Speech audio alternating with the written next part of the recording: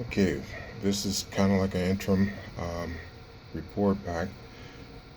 We've never had power on this side of the room, and it's a mess right now, that's true, but everything has a beginning.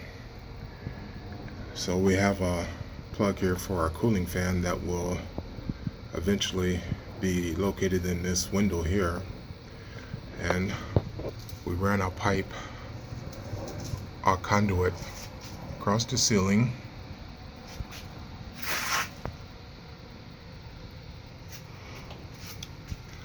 and it ties in there, and that plug there is for our drill press. And going back, we have another conjunction box which is powering this outlet here, and the conduit continues around, which comes into this socket box, a connection box, which will power the rig. Right now it's bits and pieces of stuff that I have scrapped together. Hopefully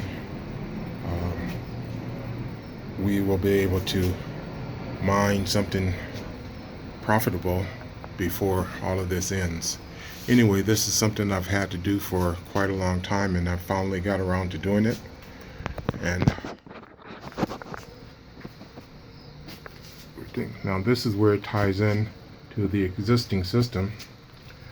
I opened that box and found Pandora's box, so I just went ahead on and just bit the bullet and